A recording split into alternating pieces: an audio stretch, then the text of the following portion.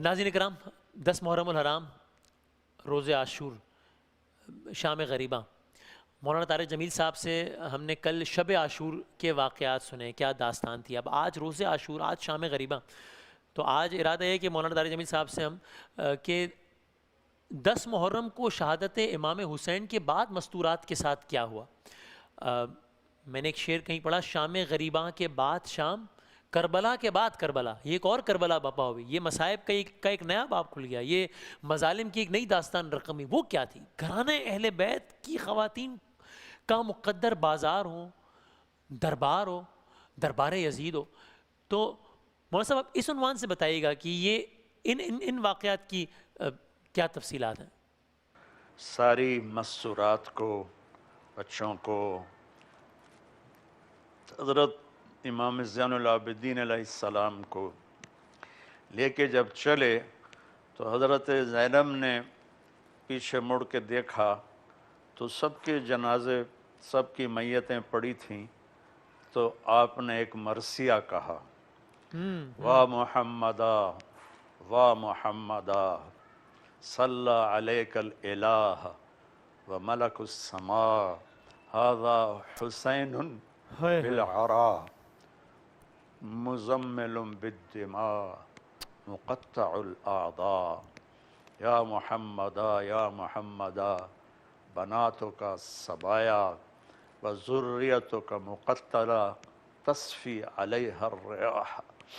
اے محمد، اے محمد، آج تیرے حسین نے سرخ جوڑا سجایا ہے، اپنے خون کے تانے بانے سے سرخ جوڑا زیب تن کیا ہے، اپنی بوٹیوں کا ہار اپنے گلے میں سجایا ہے، آج اس کی بارات ہے جو تیرے دربار میں آئے گی۔ آج آپ کی بیٹیاں قید ہیں، اولاد قتل ہے، ان کو کفن بھی نہیں دیا تو زمین کو غیرت آئی اور اس نے اپنے مٹی کو اڑایا اور ان کے اوپر اپنا کفن ڈال دیا۔ آپ حیران ہوں گے، اس مرثیے کو سن کر کوفی بھی رونے لگے، جن خبیثوں نے قتل کیا تھا وہ بھی رونے لگے۔ تو ابن زیاد کے سامنے جب آپ کا سر رکھا گیا تو اس نے ایسے چھڑی ماری ہونٹوں پر، اللہ اکبر۔ تو زید بن ارقم کھڑے ہو گئے، کہنے لگے او کم بخت، ان ہونٹوں پہ چھڑی نہ مار، میں نے ان ہونٹوں پہ نبی کے ہونٹوں کو لگتے دیکھا ہوا ہے۔ ہائے ہائے ہائے ہائے۔ وہ کہنے لگا تو بوڑھا نہ ہوتا تو میں تیرا بھی سر اڑا دیتا۔ پھر اس نے کہا کہ یہ اس علی بن حسین کو بھی قتل کر دو۔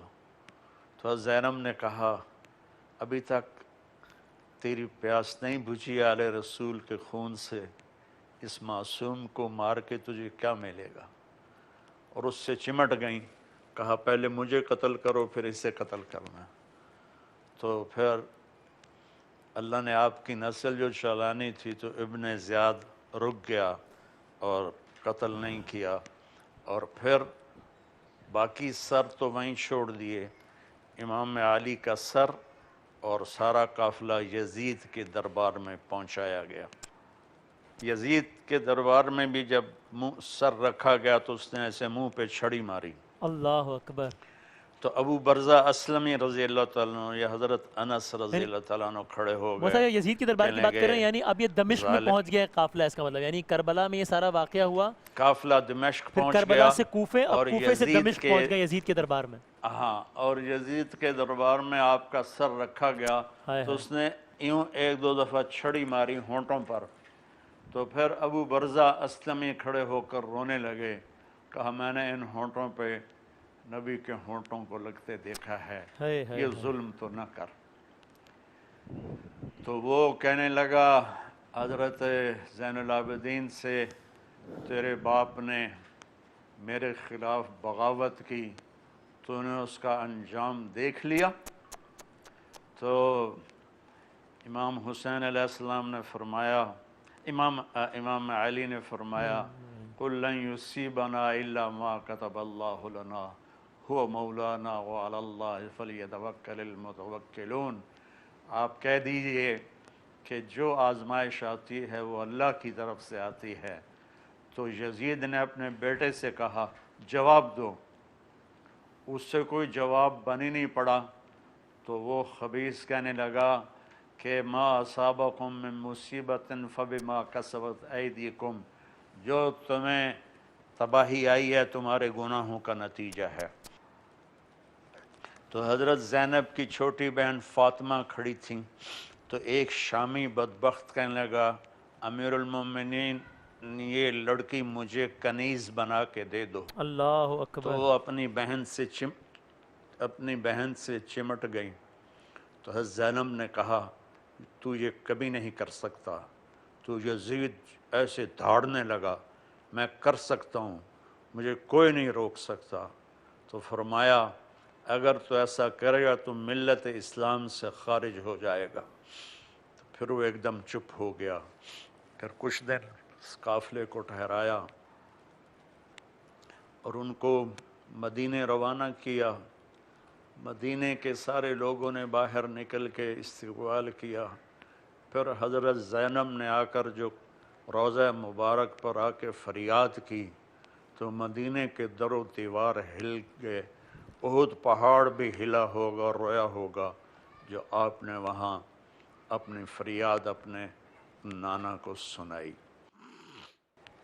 अल्लाह ताला ने 3 साल बाद यजीद का ख़ात्मा कर दिया। ठीक। और यजीद के माथे पर एक और दाग लगाया कि उस कमबख्त ने मदीने पे हमला किया और 3 दिन मदीने को लूटने का हुक्म दिया। इब्न ज़ियाद का अंजाम ये हुआ जब मुख्तार बिन उबैद सक़फ़ी के सामने उसका सर लाया गया तो एक छोटा सा सांप आया तेज़ी से।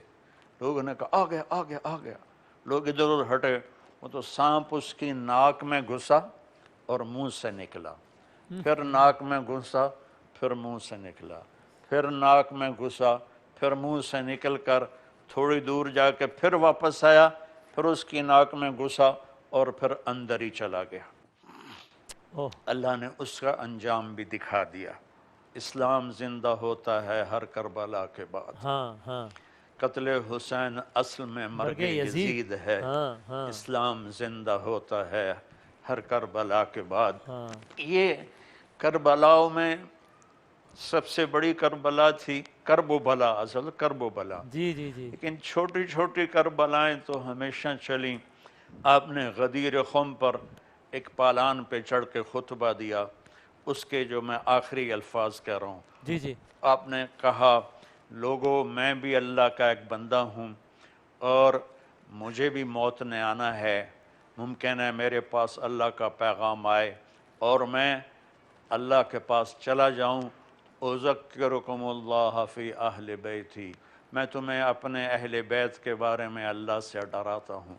उज़क्किरुकुमुल्लाह फ़ी अहल बैती, मैं तुम्हें अपने अहल बैत के बारे में अल्लाह से डराता हूँ। उज़क्किरुकुमुल्लाह फ़ी अहल बैती, मैं तुम्हें अपने अहल बैत के बारे में अल्लाह से डराता हूँ। पर आपने हज़रत अली का हाथ पकड़ा और यूँ ऊंचा करके फरमाया मन कुन्तु मौलाहु फ़अलियुन मौलाहु। ये हदीस मुतवातिर है, जिसका मैं मौला हूँ उसका अली मौला है।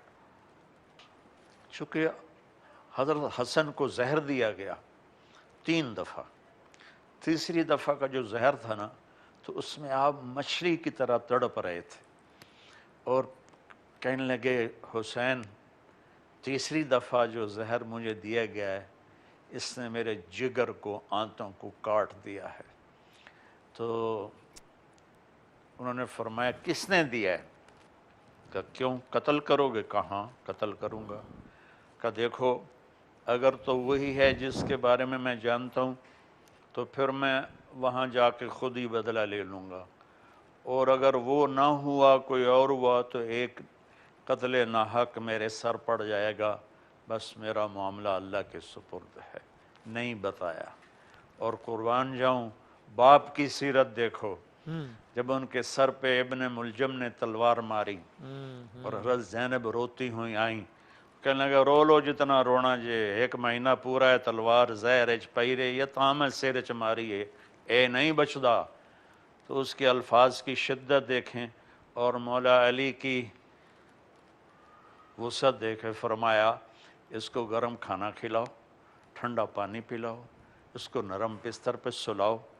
अगर मैं ज़िंदा रहा तो मैं ख़ुद इससे निपट लूँगा, और अगर मैं शहीद हो गया तो बस एक वार से इसकी गर्दन उड़ा ना देना, इसको मारने में भी तकलीफ़ ना देना। ये तो हज़रत हुसैन का वाक़या तो मशहूर है।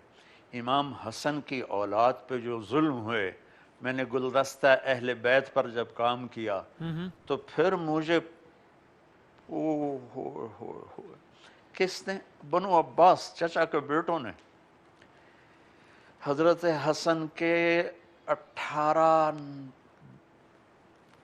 पोते पड़पोते नवासों को अबू जाफ़र मंसूर ने पकड़ा और एक कमरे में बंद किया और उसे एयर टाइट किया, सारे दम घुट के उसमें शहीद हो गए। अल्लाह अकबर। ये जन्नत के शहजादे हैं। आप फरमाते थे हसन हुसैन मेरी दुनिया की बहार हैं, हसन हुसैन जन्नत के नौजवानों के सरदार हैं, मेरी बेटी फ़ातिमा जन्नत की औरतों की सरदार है। आपने हज़रत अली का हाथ पकड़ के यूँ करते करते करते करते यहाँ लगा लिया, फिर कहा अली अतरज़ा अन यकून मंजिलों का मुकाबिल मंजिली फिल जन्ना, अली तो खुश है जन्नत में तेरा घर मेरे घर के सामने होगा। तो आप रोने लगे कि या रसूल अल्लाह सब कुछ, मेरा सब कुछ मिल गया। तो मौलाना साहब अब ज़रा हम इसको अगर कहाँ तक सुनोगे? जी हाँ, एक दास्तान आपने, मैं इसको ज़रा कंक्लूड करते हुए, क्योंकि आपने भी जो बात की मैंने कहीं पढ़ा कि एक जगह पर इमाम हुसैन ने ये भी कहा कि अगर मेरे, जिसका मफहूम ये है कि अगर मेरे नाना का दीन मेरे इस दुनिया से चले जाने से बच जाता है तो ऐ तलवारों आओ और मुझ पे टूट पड़ो। तो आखिर में समझाएगा कि अगर करबला ना होती, सर आपने भी कहा इस्लाम जिंदा होता है और करबला के बाद कत्ले हुसैन असल में मर गए यजीद था, अगर ना होती करबला मर गए तो यजीद क्या है। होता? हाँ ये ज़रूरी थी, हाँ ये ज़रूरी। बाग को पानी चाहिए कि नहीं चाहिए? ज़रूरी है, बिल्कुल।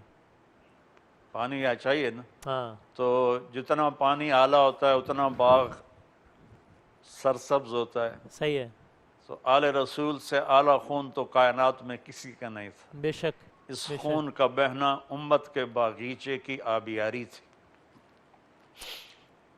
वो दुनिया में तो देखो ना, फतह का नाम कामयाबी नहीं होता और शिकस्त का नाम नाकामी नहीं होता।